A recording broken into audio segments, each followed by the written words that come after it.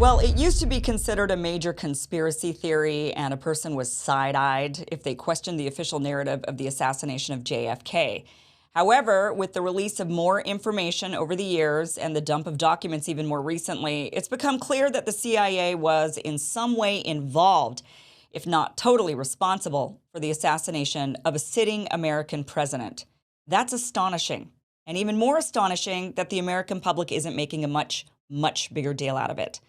Well, another assassination that doesn't get as much chatter is the one of JFK's brother, Robert F. Kennedy, the father of the current presidential candidate, Robert F. Kennedy Jr., who publicly blames the CIA for his uncle's death and questions the narrative of his father's assassination as well.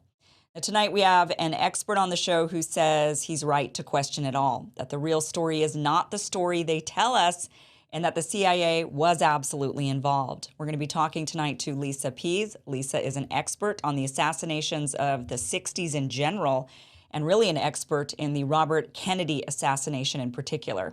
She's the author of A Lie Too Big to Fail, The Real History of the Assassination of Robert F. Kennedy. But first, let's get to our sponsor for tonight's show. Are the dark spots on your face and hands and neck and chest, are they all bothering you? Well, now you can watch them disappear safely and quickly in 3 minutes. Introducing the Genucel Dark Spot Corrector 3-step, 3-minute dark spot luxury system, and it does exactly what it sounds like. By using their Crystal's world-famous microdermabrasion before the dark spot corrector and finishing with a touch of collagen-building Genucel XV, you'll see the dark spots disappear before your very eyes instantly, smooth and luxuriously. And what you're watching on that screen are real results in just a couple of minutes. But don't take my word for it. If you're not blown away with the results, you'll get 100% of your money back, no questions asked. Free shipping, free returns. So go to genucel.com and /Kim. This actually has. So genucel.com/Kim. Order the new dark spot treatment system today and say goodbye to those pesky dark spots tomorrow. That is genucel.com/Kim. All 3 products are included in Genucel's most popular package for August. So you're going to get your Genucel bags and puffiness serum that you love, also included. All of that in this really great kit. All of it for 70% off retail. Experience the luxury and effectiveness of Genucel. Order now and watch those dark spots disappear in 3 minutes. 70% off while supplies last. Genucel.com/Kim. All right, let's get to the truth of the Robert F. Kennedy assassination. Lisa Pease, thank you so much for joining us. Welcome to the show. Oh, very happy to be here. Thank you. Okay, let's start off with, I know you are a wealth of information, but let's start off with the basics. First, just give us the official narrative of what we've been told about the Robert F. Kennedy assassination. Okay, Robert F. Kennedy was running for president, just like his son is today, his namesake. He had just won the California primary, and he went to the Ambassador Hotel and gave a speech, accepting that. As he finished the speech, he crossed through a narrow pantry area en route to the print media, because he always made a point of talking to the print media as opposed to the television people at the end of his speech. And he stopped and shook hands with busboys and reporters and other people who had jammed into this little narrow pantry area. And while he was shaking hands, a young man stepped forward, pulled out a gun, and started firing. Kennedy fell, put his hands up in front of his face, fell to the left, and he was shot 4 times. Only 3 of them hit his body, so to speak. 1 passed straight through. 1 wasn't fatal, but 1 shattered in his brain, and that killed him. And 5 other people were also wounded that night. Each of them had a bullet removed from them. So the official story, of course, Sirhan was right in front of Kennedy, and he was firing at Kennedy, and Kennedy fell down and bleeding, and everybody saw Sirhan with a gun. So how could the story be anything other than what we were told?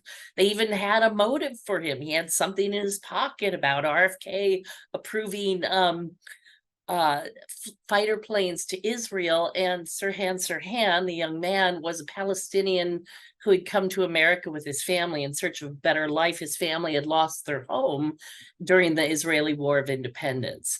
So that's the official story. And pretty much everything I said is actually true. But if you think of it, it was staged like a magic act. And here's how we know it was a conspiracy and not just one man firing. All right, first of all, Sirhan was in front of Robert Kennedy. So if Sirhan's here and Robert Kennedy's here and they're like facing each other, there's no way Sirhan could reach all the way around to shoot, Robert Kennedy from behind the right ear. And that's where Mm-hmm. Robert Kennedy was shot. If Sirhan had bullets and was firing, his first shot was wide open, and Kennedy should have had a big bullet in his chest. But he didn't. He had a bullet behind his right ear at a distance of not more than an inch. And the eyewitnesses put Sirhan 3 feet in front of Kennedy. We know the distance here because during the autopsy, they looked at the stippling patterns of the gunpowder, and the coroner and Dwayne Wolford, the LAPD criminalist, they literally shot at pig's ears, starting at close range and backing up until they found a match. And they found a match pretty much at exactly an inch. And the coroner said, well, could have been as much as an inch and a half, but it couldn't have been 3 feet. And in his own book, the coroner later stated, that's why I've never said that Sirhan killed Robert Kennedy, because 3 feet is not an inch and in front is not behind. Yeah. So we have a serious problem right there. So you're saying he was shot And from the then, back. of course, we have, So yes. somebody and one Kennedy inch, was shot 4 times from the back. 4 times from the back. Behind the right ear, Oh, got it. but Okay. 4 times from the back, all of them back to front. And so whoever was shooting Robert Kennedy, and he was shot from his right side, and there was a guard holding Kennedy on the right side. And this guard, his name is Thane Eugene Caesar. He's dead now. But he worked for the CIA as a contract agent, at least in later years and for his entire adult life. All right. At the time of the assassination, he may have been working for the CIA because he was working at the Skunk Works facility as a plumber, which it's funny because in the CIA, they call plumbers the people who put in the coup plots. They call those plumbers. So I thought it was interesting that both in the case of Watergate and RFK, you have plumbers on the scene. But this guard, I found his files. There are these things called public records databases. Lawyers use them all the time. You find out, who was their employer, where did they bank? What did they list their employer as when they bought a car? And in every case, his records were coming back CIA contract agent.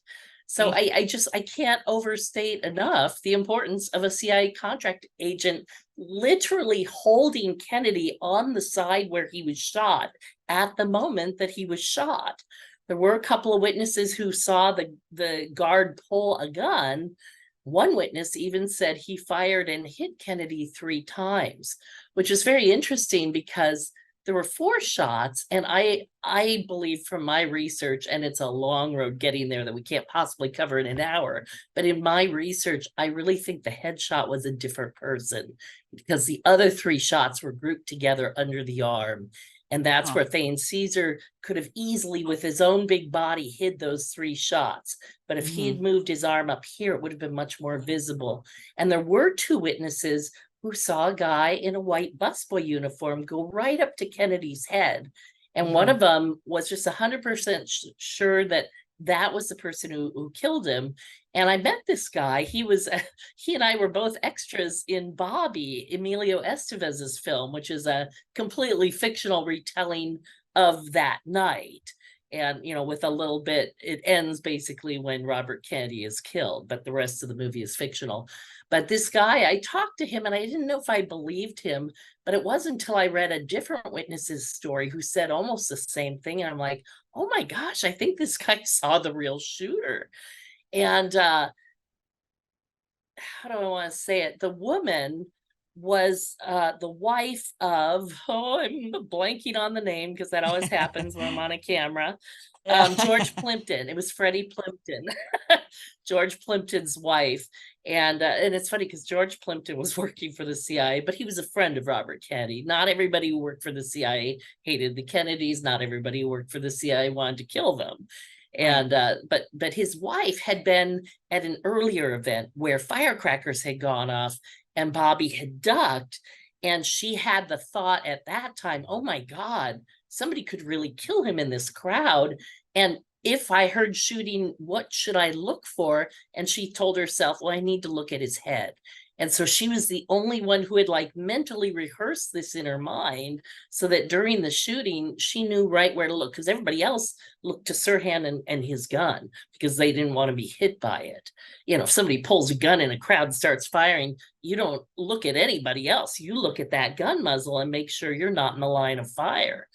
And that's what most people did. So I called it the grand illusion because if you've ever, been to a magician's show, that big act they do where the magician disappears, he walks into a box and it's hoisted off the stage and you're watching the box and all of a sudden the magician comes walking out through the audience and you're like, well, he can't be in the box if he's here in the audience. So how did he get out of the box? But the real trick is he never got in the box.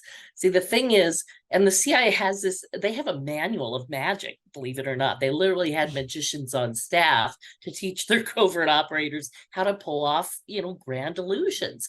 And they said it's more important to trick the mind than even to trick the eye. Because if you trick the eye, the mind will eventually figure out what happened. But if you trick the mind, they won't. So by putting Sirhan, this young Palestinian with, seemingly an overt motive, and he's literally firing, how can it not be that he killed him?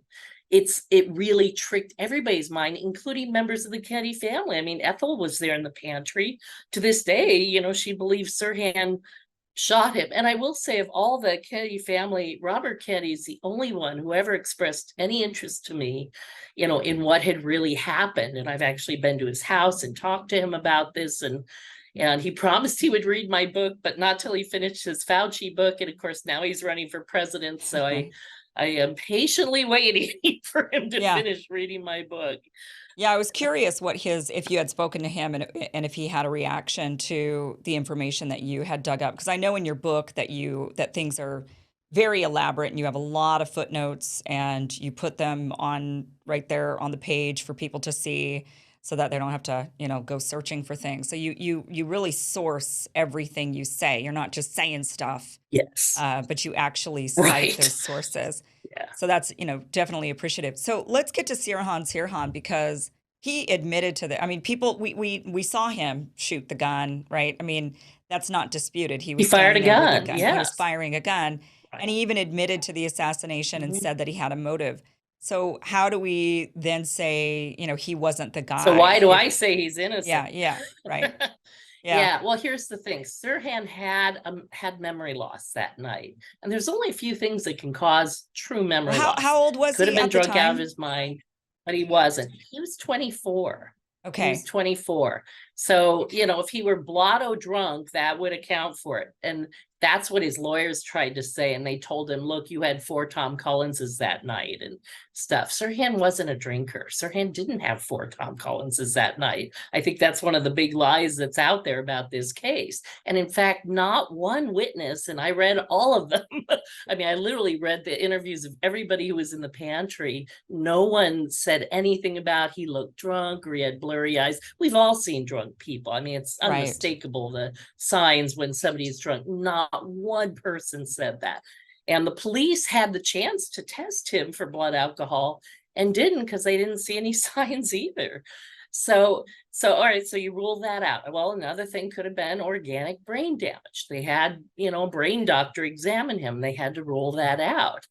And then he could just be lying. But here's the thing. There were obviously 2 shooters. And one of them has really been named many times. In fact, the day Thane Eugene Caesar died, Bobby called me, RFK Jr. called me, said, Lisa, come over. I'm going to post about Thane Caesar on Instagram. And he's like, and bring your books. I want a good picture of him. So I ran over to his home because now he lives here in Los Angeles. And, we dug out the photo and I said, but I'm like, but Bobby, he didn't I don't think he actually killed him. I think he shot him, but I don't think he made the fail shot. He goes, Lisa, all I can do is tell the truth as I know it and believe it to be. He's like, I still think he killed my father, because he was talking to Paul Schrade and other researchers who are convinced of that. And I, wasn't going Sorry, to that are argue that point with him, but convinced who does he think killed his father? Thane Caesar, the guard, the CIA contract agent who was literally at his father's side. That's who Bobby thinks killed his Okay, father. so see, And I he doesn't think think that it's guy shot Sirhan. him. I just don't think he killed him. But no, he Okay. doesn't. And in fact, while I was with him, I helped him a little bit with this book, American Values. And as we're sitting, shoulder to shoulder, basically, I said, by the way, do you want to talk to Sirhan? Because I can get his lawyer on the phone right now. And he's like, yes, I totally do. So I hooked them up, and he drove down to Corcoran Prison. And that's not the name of the prison he's at now, but yeah, me and names aren't so great. Anyway, he drove down to the prison. He saw him. He met with him. I called him on the way back. He said, Lisa, he's a sweet guy. There's no way he killed my father. And Bobby, let me tell you, he's a really Well, I good judge mean, of character, because people have Ted been Bundy was a coming sweet at him guy. all his life. I Yeah, mean, yeah. there, But the thing is, all right, so right. here's the key thing. Yeah, the real important thing is that not one bullet from the scene, not one, could ever be matched to Sirhan's gun. And that was so alarming to the police. They literally dummied up other bullets. And I proved this in my book. It's like the one bullet in Kennedy had lodged at the base of his neck. That wasn't the fatal bullet. The fatal one shattered, but a second bullet had lodged at his neck. And when the coroner retrieved it, he marked it TN, Thomas Noguchi, that was the coroner's name, 31, the last two digits of his case number. And he confirmed this at the grand jury. He's like, yes, I see my initials and I see the last two digits of the case number 31. I always do that when I mark bullets before I give them to the police. So we know for sure that that bullet on its base should have said TN31. Well, there were so many questions about the ballistics evidence, and there was a film about it called The Second Gun. And there were researchers in the LA area bombarding the LAPD saying, but what about this? But what about that? And there were way too many bullets in the pantry, which I'll come back to in a second. But this bullet in particular, in 1975, a new panel was appointed by a judge, Paul Schrade, one of the victims, and CBS had sued to have another look at the evidence. And that same bullet that should have said TN31, the Kennedy neck bullet, now said DWTN, DW probably Dwayne Wolfer. And when I looked through Wolfer's log, it seems very clear that he figured out right away that Sirhan had not fired any of those bullets.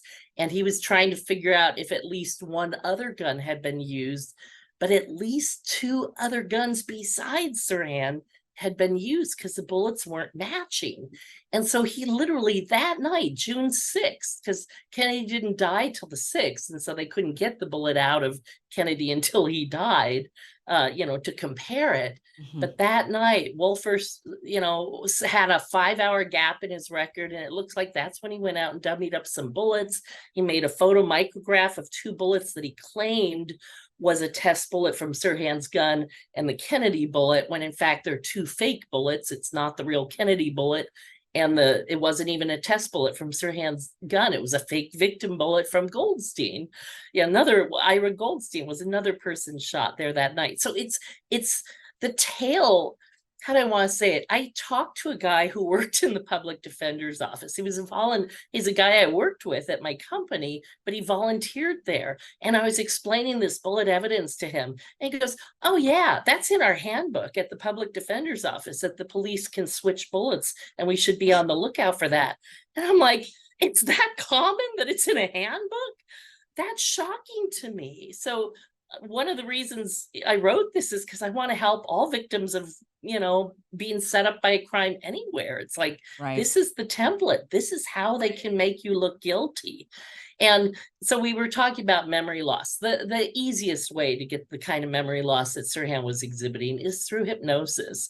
And people who don't have Any exposure to hypnosis think that sounds crazy, but I really dug into this. I actually started going to every hypnosis show I could afford to in like a 3-year span. And I went to all the little county fairs and I watched.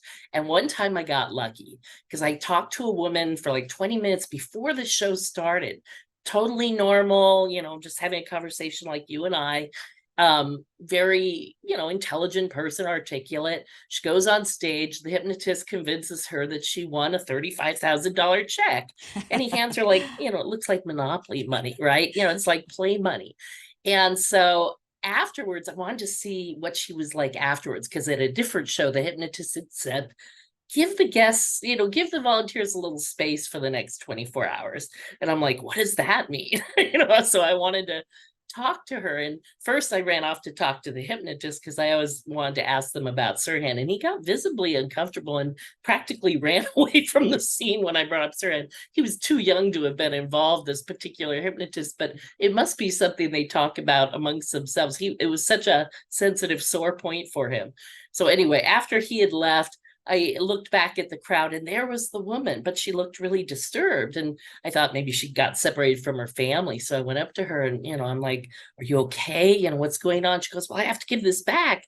And I said, oh, it's just play money. I don't think he cares. And she goes, no, it's a $35,000 check and I have to give it back. And I'm like, oh my God, she's still hypnotized.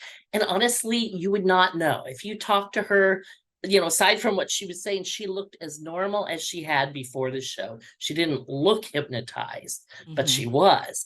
And she was seeing something that wasn't there. And I thought maybe I could shake her out of it. And so I'm like, can I hold that with you? And she let me touch it. I'm like, can we bring it a little closer? And she let me do that. And then I pointed to the upper right where it had 100 in a circle. I said, what do you see up there? And she goes, it's a $35,000 check.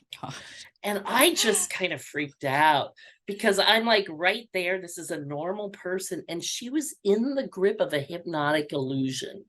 And I realized at that point that Sirhan was in the grip of a hypnotic illusion. He wasn't shooting at Kennedy, but he was shooting at something. And it wasn't until I found Dr. Dan Brown's transcripts that I figured out what he was shooting at.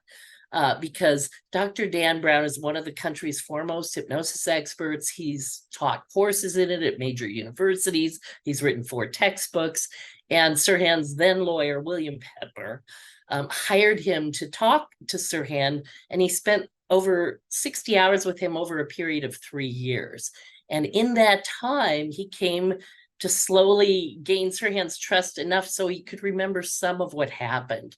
And Sirhan's own defense team, just for comparison, had used hypnosis to try to get him to remember the scene. But here's what they did. Sirhan, there's Robert Kennedy. Reach for your gun, Sirhan. Sirhan, do you remember that? Reach for your gun, Sirhan. Here he comes. Here he comes. It's like they were trying to plant a memory in him. It was not, and Dr. Brown, it was totally different. What do you see? What do you hear? Who's around you? What's happening? And through that kind of very open-ended questioning, he found that Sirhan had followed a girl in a polka dot dress into the pantry. He thought she was very sexy and that he might get lucky that night. So he was hanging close with her. And she maneuvered him. When Robert Kennedy walked into the room, she kind of put him in the center of the room. And then she pinched his shoulder a certain way. And this triggered him going into what his hypnotist called range mode. And Sirhan literally thought under hypnosis, he's like, I thought I was back at the target range. He had spent 6 hours earlier that day at a target range, probably also under hypnotic suggestion, firing at targets. And so when she pinched him, that's what he saw in front of him. He saw a target, he pulled out his gun, and he was firing at a target.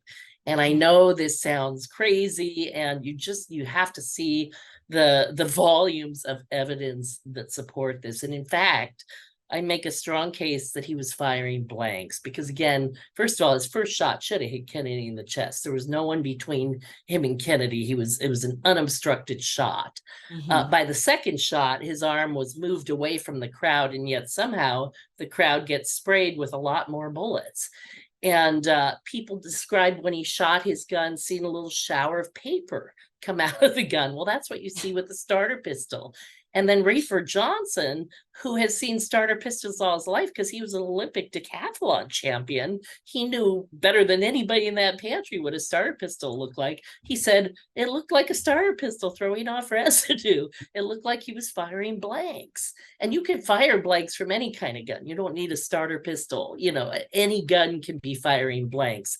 Other witnesses described a visible flame. That's what you see when you fire a blank because it's paper flash burning. But you don't see that when you fire a bullet. So there's a ton of evidence that Sirhan was hypnotized into participating in the act of an attempted assassination without his knowledge, no idea that he was part of a plot. Now, when you look at that, the sophistication of such a plot, this isn't something the mob dreamed of. This isn't something one or two people dreamed of.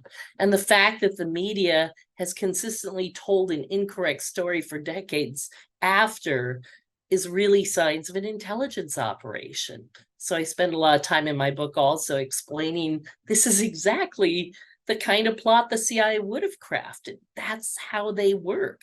Like I said, they literally have magicians on staff to distract, to fool the brain even more than the eye. Is Sirhan So I'm also convinced that mentally Sirhan is innocent. is he also mentally ill? He is mentally no, and that was something that was reported, at the start, and that's what his lawyers tried to argue, that he was mentally ill, and that was based in large part because his defense. I always have to put air quotes around that when I say his defense team, because I didn't defend him at all, but his quote defense unquote team. They hired these psychiatrists to look at Rorschach tests, but they all told him it's Sirhan's test and he killed Robert Kennedy. So they're just trying to find evidence in the test to justify him having killed it. Whereas Dan Brown took those exact same tests, gave them to some colleagues and didn't tell anybody whose results they were. And they're all like, yeah, it's normal. It's in the normal range. So, psychologists, psychiatrists, they're just people. If you tell them it's Sirhan and that he's a murderer, that's what they're going to come back with. How do you explain the fact that later on he's admitted to the assassination? I mean, not just from the beginning when he was hypnotized, but now years later. The thing. Right. Well, he still has no memory. I mean, to this day, he has no memory. So first, he had to accept that because everybody told him he did it, and he had no memory otherwise. He had no way to even challenge it. In fact, when I sent him my book, he was finding all kinds of stuff in that book that he didn't even know had been part of the case. I talked to his brother Munir, so that's how I knew that. So he didn't even know enough to claim innocence because everybody told him he did it. So when he takes responsibility, he has to get paroled. His lawyers at every turn have said, you have to own up to guilt in this. You have to say you did it. And, when he tried to argue with his lawyers, they'd either walk away or they'd say, well, I can't help you if you won't claim responsibility for this. So he's in a catch-22 because he has to say that to get paroled, even though he has no memory of being guilty, and there's a lot of exculpatory evidence. So my heart really goes out to him every time he's up for parole, because imagine being forced to confess to a crime you didn't commit and have no memory of committing and aren't even sure you committed in order to be freed. It's a terrible situation. So every time you've heard him say that, in fact, there was a David Frost interview with him that people always surface. Oh, look at Sirhan's confession. It was on Inside Edition. And there's, show in the 80s and it was replayed in the 90s. That was entirely scripted, questions and answers by his lawyer at that time. That lawyer, somebody told me, worked for the CIA. I've never been able to prove that, but it wouldn't surprise me. Yeah. It's really, in fact, his Go ahead. Sorry, I was just going to say delay. His first major lawyer, his first lawyer, Grant Cooper, was himself in trouble with the law when he was representing Sirhan in his trial. And the strong implication was that if he sank Sirhan's defense, he would himself get the lightest possible punishment. And his punishment was held over his head until the trial ended. He could have been disbarred. He could have gone to jail. He'd used a stolen grand jury transcript in the defense of an associate of Johnny Roselli's, the guy the CIA tried to, work with to kill Castro. I mean, it's like, Grant Cooper was in that milieu as one of the CIA's cleared attorneys, evidently, because you don't get to those cases unless the CIA knows you can keep its secrets. Why And did so they he go could have had after a really Sirhan? terrible sentence. Yeah. Because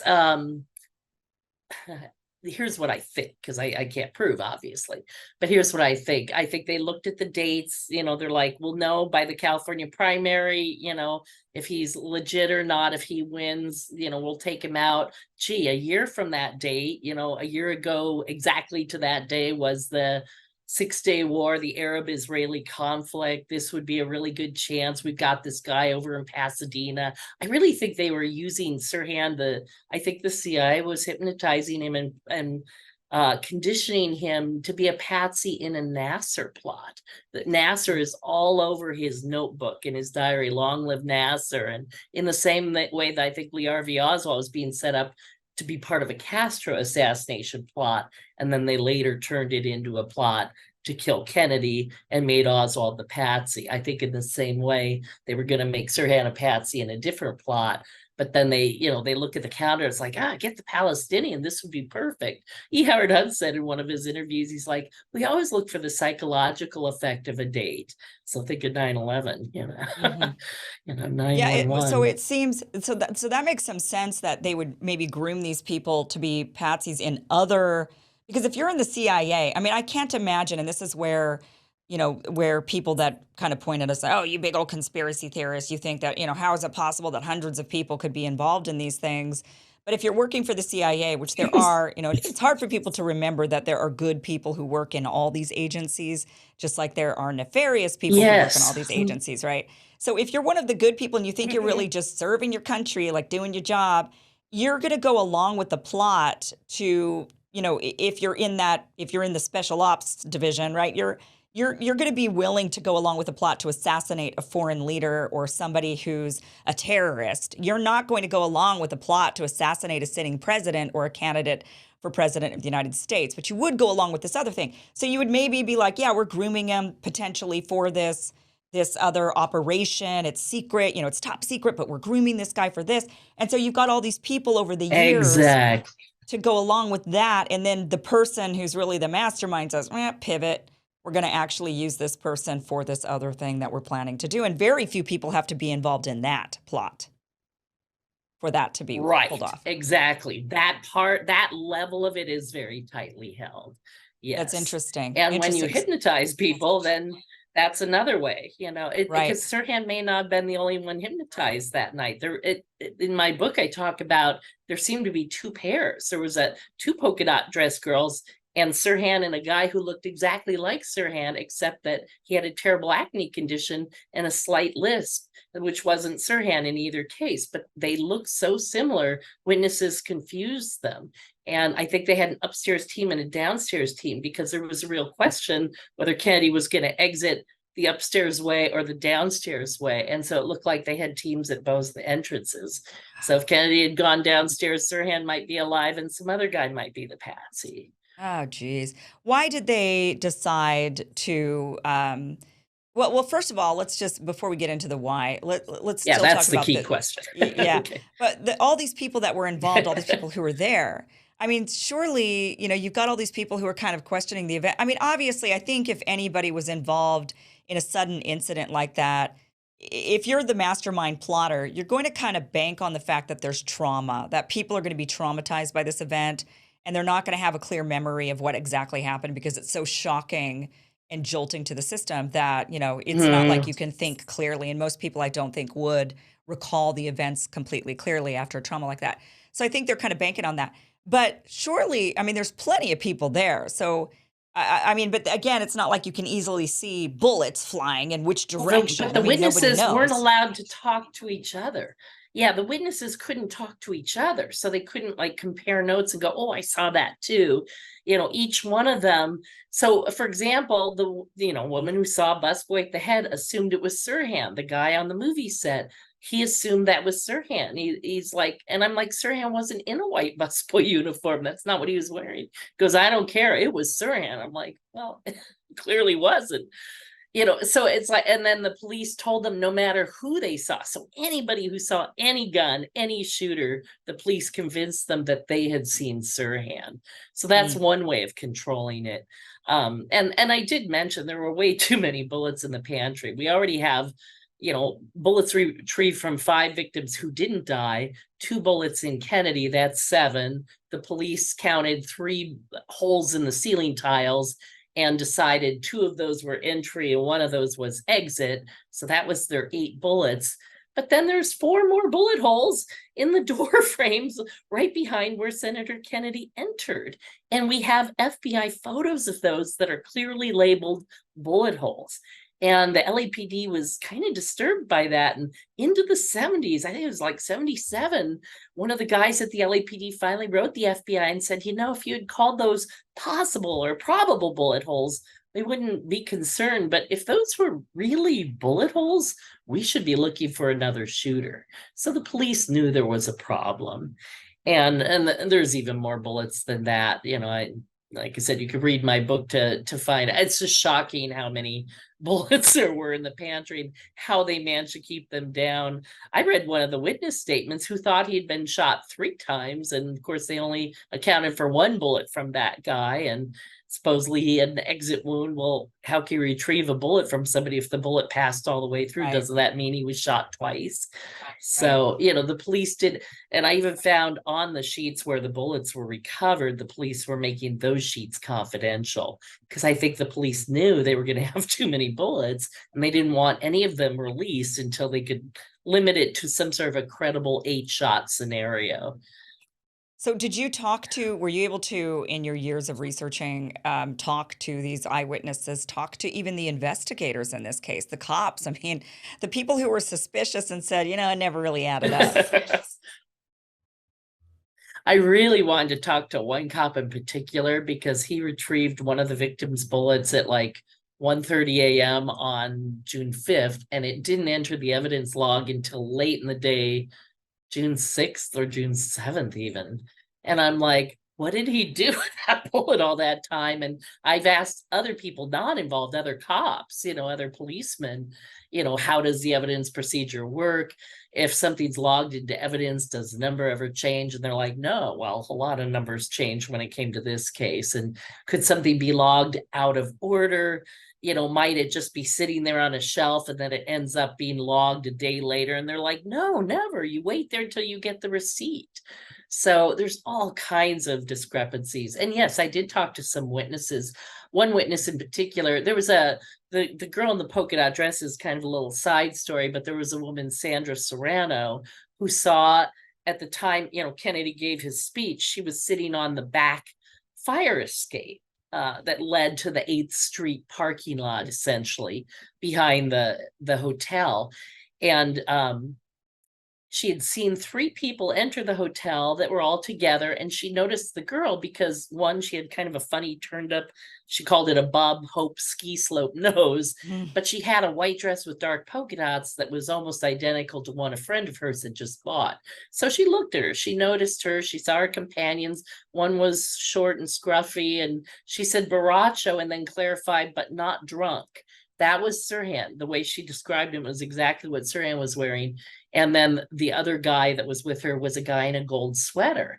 And then after the assassination, of course, she didn't know Bobby had been killed, but 2 of the 3 came running back out down the stairs. And the girl was yelling, we shot him, we shot him.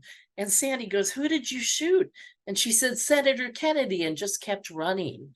Now, here's the thing. There was a guy at that door who had looked suspicious all night, who seemed to be on some sort of a walkie-talkie to NBC executive producer wives had been watching him all night and thought he was behaving a little weird. And after the shooting, he went up to them and he's like, "You've seen me here all night, right? I haven't gone anywhere." Like he was trying to establish an alibi.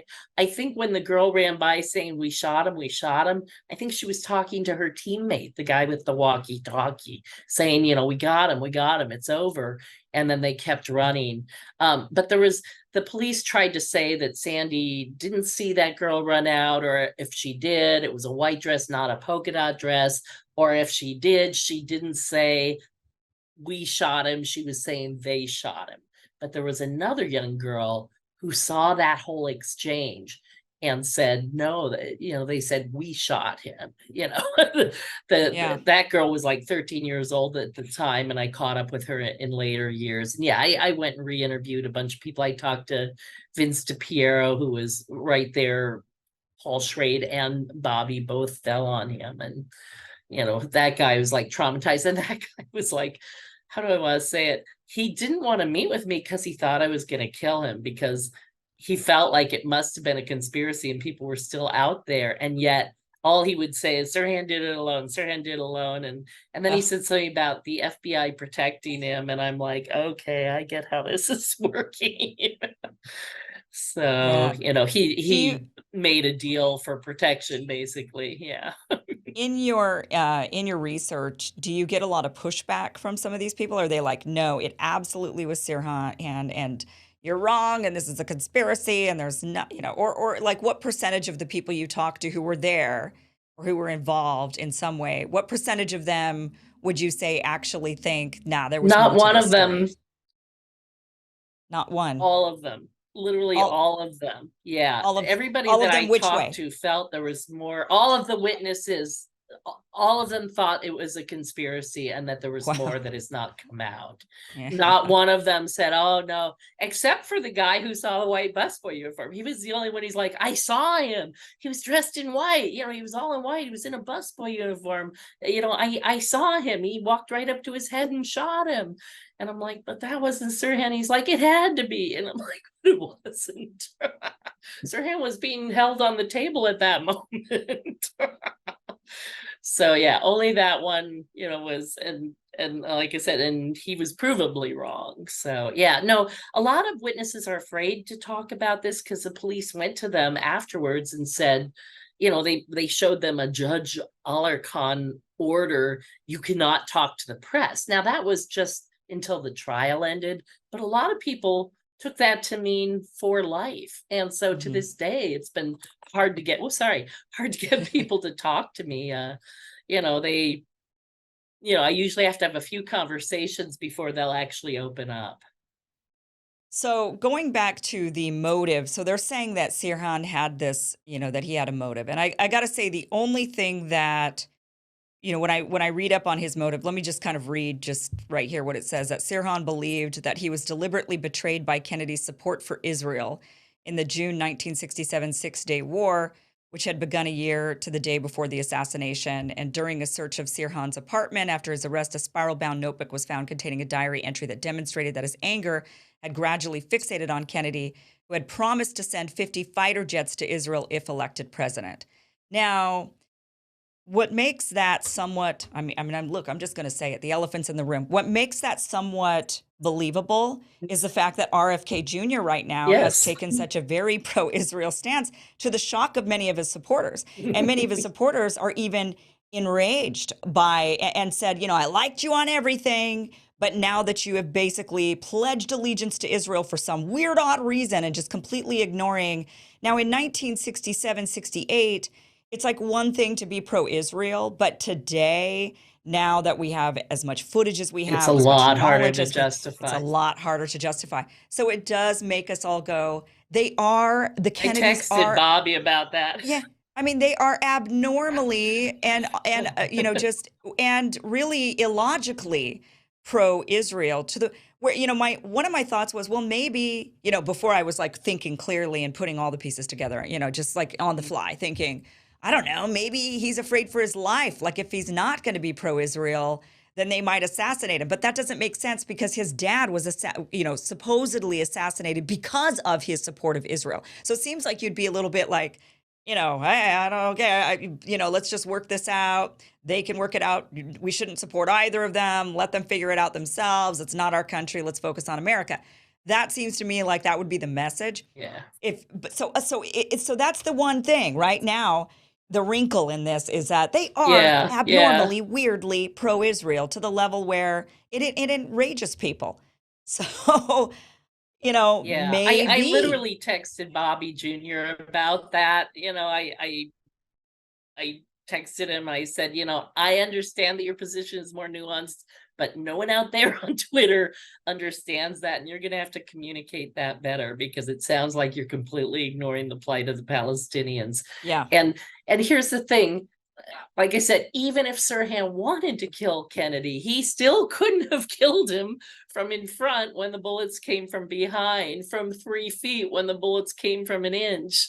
It's Right. like it really, and that's where his defense team and the prosecution and everybody went wrong. You can't start with the motive. You literally have to start with the physical evidence and then Right, of work back. course. And Plenty of once you have people a have a match on motive, physical evidence, right? I mean, that lots of people have a reason to yeah, want to kill me or exactly. kill Bobby or Oh kill my God, if you anybody, go into right? the I mean, JFK people get case, mad. yeah, if you go to the JFK, yeah, exactly. If you go to the JFK case, the president's assassination, every group in the country had a motive for killing him. That Yeah, doesn't mean I they mean, all did it or that they right, all worked right. together to do it. One of them got really serious about it and made it happen.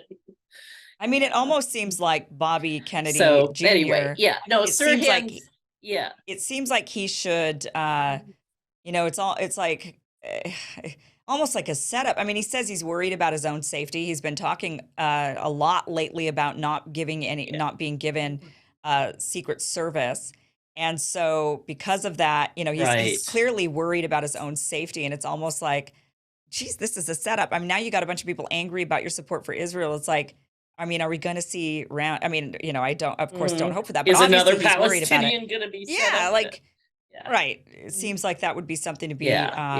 Yeah. to think, It's, to be cautious and I about. would caution people. Yeah, I would also caution people that when the media all speaks with one tongue, they're usually lying.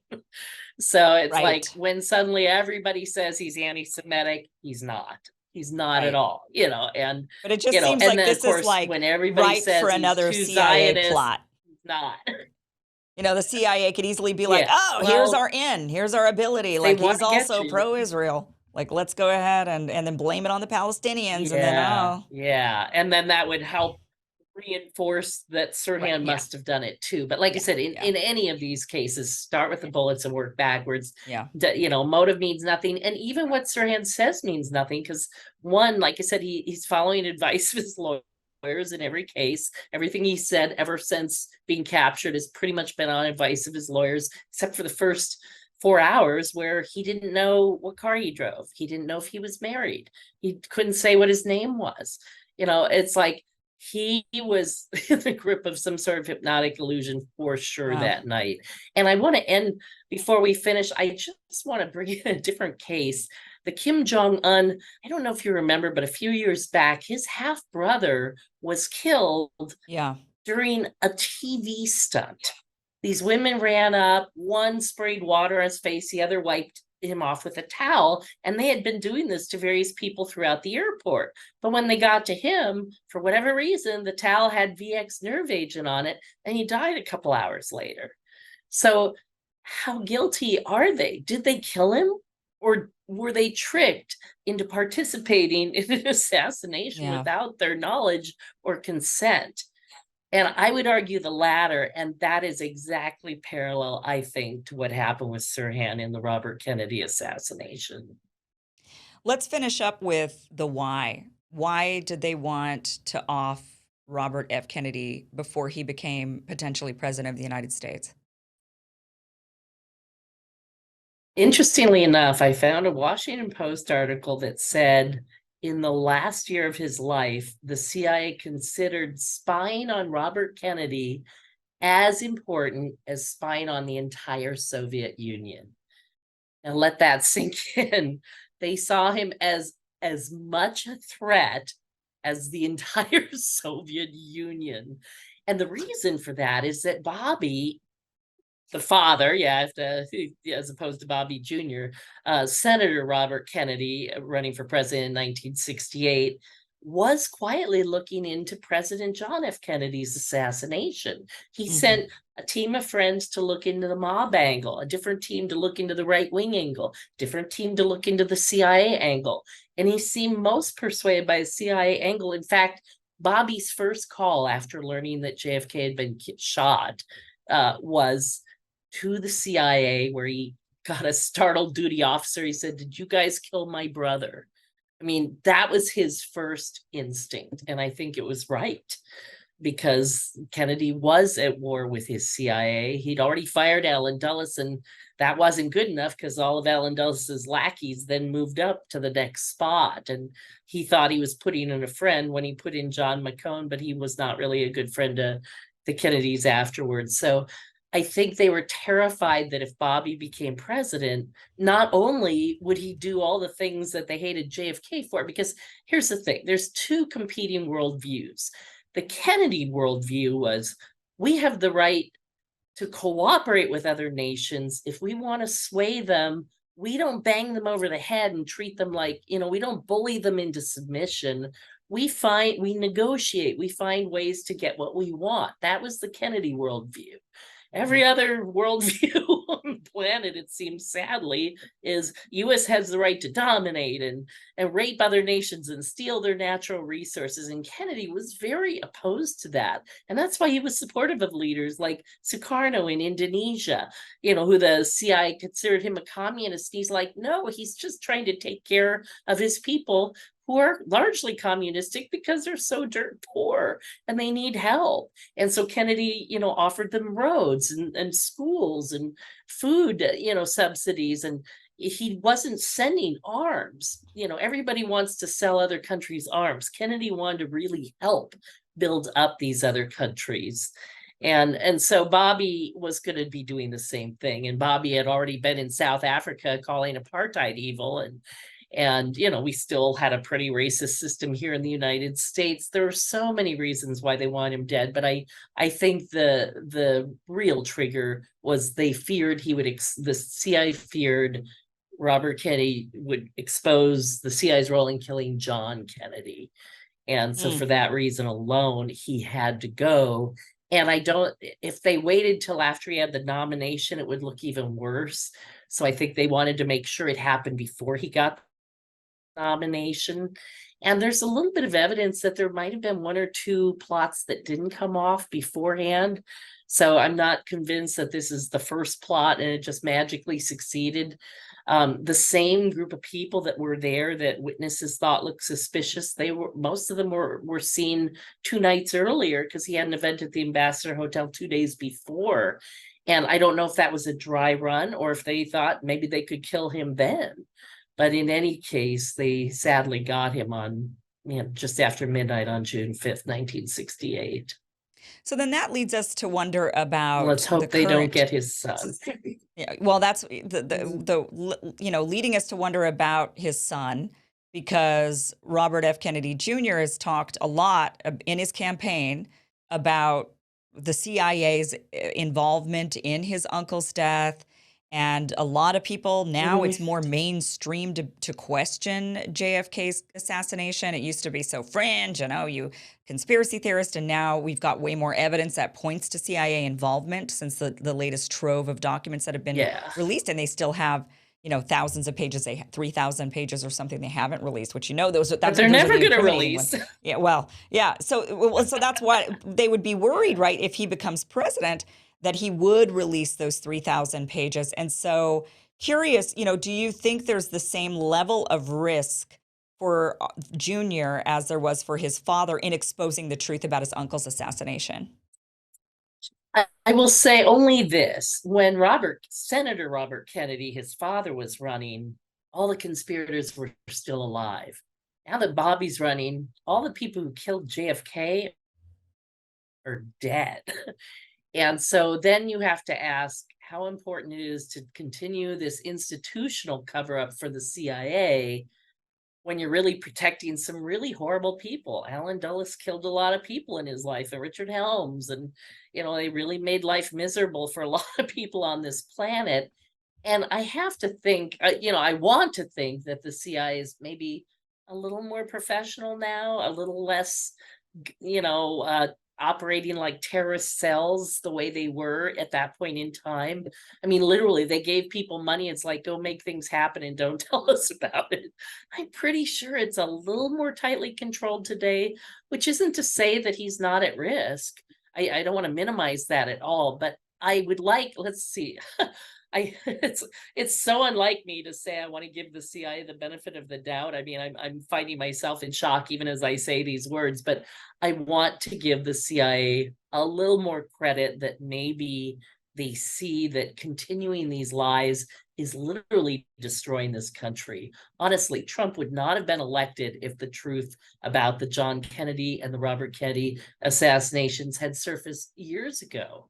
All right. Mhm. I think one of the reasons people, when Trump said the media, what did he say? The media is all lying or whatever. I can't stand that man. So block it out. But he was right about that. The media has not told the people the truth. And I honestly feel shows like yours are doing a huge service, because until we deal with the truth about our past, we really Yeah. can't move forward. It's like we're completely stuck in this false reality, and we keep trying to solve the wrong thing. To me, history is like a medical chart. And if you have the wrong history, it's like having the doctor pick up the chart of the guy next to you and treat you based on his conditions instead of your own.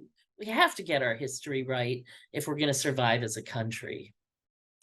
Lisa, this has been a great conversation. Thank you so much for joining us. Lisa Pease is the author of A Lie Too Big to Fail: The Real History of the Assassination of Robert F. Kennedy, which she really lays out in meticulous detail all of the evidence that points to the fact that the official narrative of his assassination is not accurate, but in fact points to the CIA, just like his brother's death before him. So, Lisa, really appreciate it. That link is down below if you want to get the whole book. It's there for you to check out, buy it, read it, absorb it, and let's correct our future by learning from our history. Lisa, thank you so much for joining the show. Really Thank appreciate you. it.